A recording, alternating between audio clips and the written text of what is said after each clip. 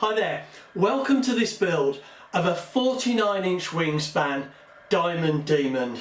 A really great vintage model from the 1930s designed by Jerry Stoloff. And we're using a great set of bend buckle plans.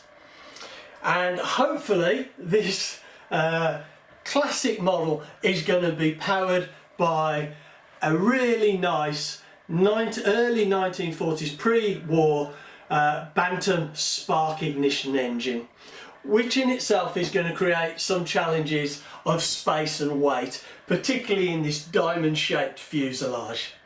Now, in the last video we got the crutch for the fuselage built, and this is essentially, stand this side, this is essentially the main support for the fuselage. And now what we're going to be doing in this video is we're going to be building the formers for the bottom of the fuselage and for this tail here, or keel on the bottom of the tail. But to do that keel, we're going to actually have to laminate the whole of this outer edge, which we'll probably do first, I think, because then it can be drying. And you can see on the plans this is shown as laminated to get a lovely thin smooth outer edge. And to laminate that, I've made up a former of which we can put the balsa around, and I've got some really nice thin 1/32 0.8 of a mil balsa which I'm going to use. I thought about using 1/16 1.6 mil, but I think it would be too thick to get these curves, particularly on the top here, and it may end up breaking. So I think some really nice balsa, thin balsa, and I think using this, I've measured this is 7 mil thick, so I reckon if we use 8 pieces of balsa, that should bring it up to the right thickness. I'm ready to start laminating this now, and I've got my profile pinned down on my balsa, flat balsa board with some plastic to so we don't stick to the table, and I've got my strips of 1/32 balsa, and I've cut this just slightly over 3/16 because I want a finished thickness of 3/16 once we've sanded it down. Now I'm going to PVA these all together, hold them as one, and then I'm going to wrap them round nice and carefully and gently. And as I go, I've raided my scrap box, got all these pieces, and I'm going to use pieces of scrap to just pin this in place as we go, rather than putting the pins against the balsa, which is going to leave little dimples and mark it. I might even cut little bits of plastic just so I'm not sticking these bits to the bit we're laminating. If some of the glue squeezes out, it's probably a good idea. So I'll get on and do this now, and we'll see how it goes.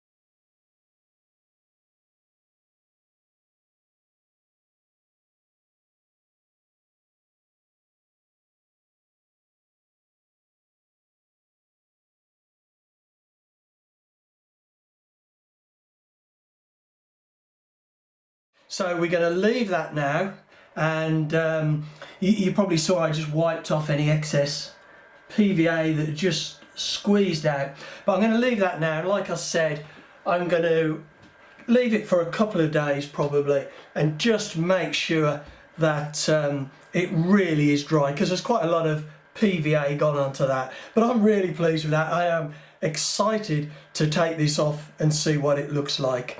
Put the weights on here just so it doesn't lift up at all, which I don't think it will, but anyway, I'll leave that now.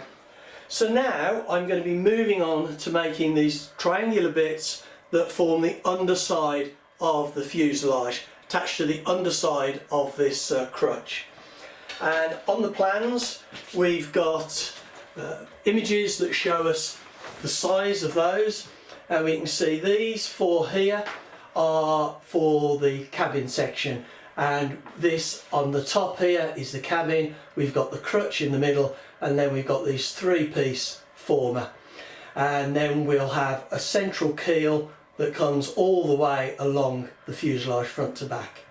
Now these pieces, these triangular pieces, are made out of 1/8 by, I think that's, let me just check to make sure that I get this right. I think it's 1/8 by 3/16 balsa, and I'm going to be using slightly harder, heavier balsa towards the cabin section to make that a little bit stronger, but then finding the lightest I can for doing right down at the tail. Really want to try and keep this tail section as light as possible.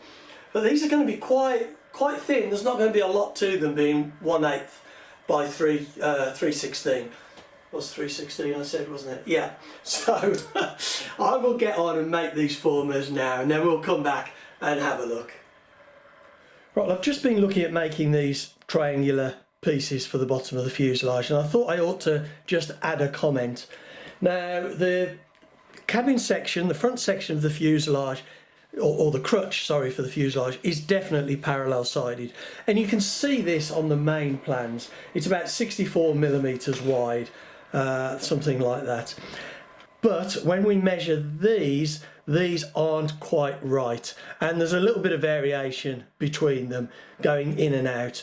So the best thing you can do is to make sure, you can see I've got these pencil marks here to show how wide that should be, and then when I put the triangular pieces in, I will simply come out to that point, so I make sure that they fit not the patterns but the actual crutch that they're going to be glued on. And the same with the bits on the tail section, the smaller triangular sections. Well, as you can see, I've now got all of these triangular cross formers made up and roughly in place. There's just a pin holding them. They're not glued in yet, and I'm about to glue them though, and I'm going to be really careful and individually set them up so that they're not only vertical, but we want to make sure that this spine down the back is dead straight in line. The last thing we want is this to be crooked, and then we put a spar on here and we end up with a wavy keel to this plane. People often ask me why I use CA for doing jobs like this, and I like the way you can set them square with a set square, or a metal, using a metal block or something like that. I love the way you can set them square, get them just where you want them, and then tack them in place and then move on to the next one in the knowledge that the one you've just done isn't going to move. If I use PVA, I glue them and go all the way along, then putting the spine in, the chances are that they're going to move, or they could move, and I end up with something just a little bit out. So that's why I like CA. It's instant, and not because I want a quick build, but I want it to stay where I put it when I move on to the next piece. Now, once I've got these glued into place, incidentally, this first one needs to be in line with the front of the cross member that it's over, because it needs to be flush so that the firewall then not only butts up against this piece, the cross former, but also the cross former, the 3/16 by 1/2 inch that's separating the engine bearers. The others, I've got this second one, put a bit of sheeting on it as per the plans, give this section here a little bit of strength, but also you can see compared to the others I've set down this cross piece, and that is just to allow the fuel tank a little bit more space. We covered this in the very first video, how we're going to put the fuel tank in this area, but we need to set it down a little bit so that the fuel doesn't siphon into the engine. So I'm going to get these glued into place, and then I'm going to do the spine. Now the spine is 3/16 balsa, and if I just want to try and bend that into place, I think this is going to break. I don't think this will bend. It's not really soft balsa, it's medium balsa, and I'm not even sure soft balsa would bend particularly well on this curve here and then up. Now I thought about how we could do this. There was a couple of ways. We could laminate it, we could try wetting it, but then it wouldn't glue. And so what I've done is I've actually steamed it to roughly the shape that it needs to be, and that now more or less goes on there like that. Does need a little bit of bending just to bring it down, but enough that it will go on easily without any problem. And again, I will see that into place. I literally just marked where the bends needed to be. I went into the kitchen, opened up the kettle, set it off boiling, and just very lightly bent it in the steam. And it happens almost instantaneously, just 5 seconds, and you can feel it starting to bend. Now the trick with this is, yes, you want to put a bend in that way, but you still want to keep it dead straight so that we end up with that dead straight keel.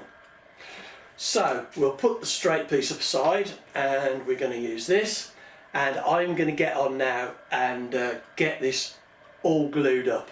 And then the last thing we've got to do to finish this is to put in a couple of side pieces here, infill pieces between those two formers, and we've got the tail skid, the bottom of the fin, which is actually still on the board here. I glued this up yesterday, and I'm not going to unpin it until tomorrow. To be honest, it feels dry and it'll probably be fine, but I just leave it. Better safe than sorry. Right, well, I've now got all of these CA'd in place. I've got a big heavy block on the front just to make sure I keep that nice and square when I'm sticking on this this keel. And what I'm doing is I'm going along and I'm looking at each individual tip and just very, very carefully sanding it to make sure I get full contact, because at the moment these were just cut square and they should be a little bit of an angle, most of them. So I'm just going through to do that nice and carefully. I've done these centre two at the moment, and I've got the rest to do. Right, well, I've got this all glued now, and it's amazing how much rigidity this seems to have added to the structure. It went on really nice, and as you can see, it's a lovely straight line. You can really see this fuselage starting to take shape now, and it's really exciting, and you can actually see half of the diamond now, which is great. I've profiled this keel a little bit, or this bottom stringer, and that's looking really nice and lovely and straight. I've done the sheeting just on this side for the moment. That's given it more rigidity, more strength, but I haven't done this side, and the reason being is that we need access to here for some of the ignition system, access through to the battery compartment, which is hopefully going to be under the engine. And if I put this piece of sheeting on, which I've cut to size, then all we're doing really is limiting our access and making life more difficult.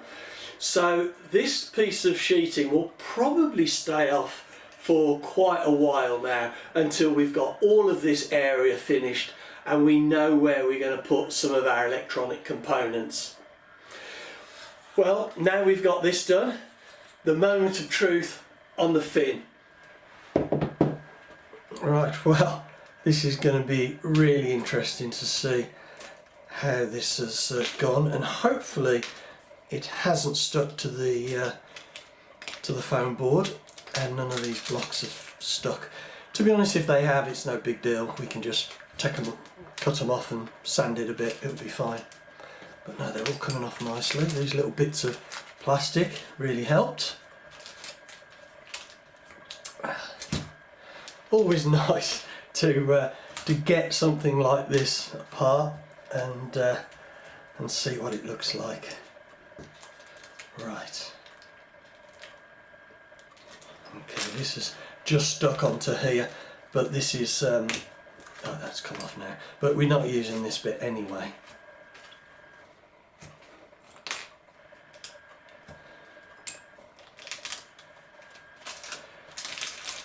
Okay.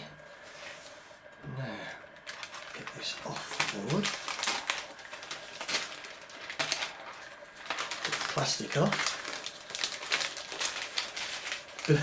Bit of a gloss on the underside where the PVA was.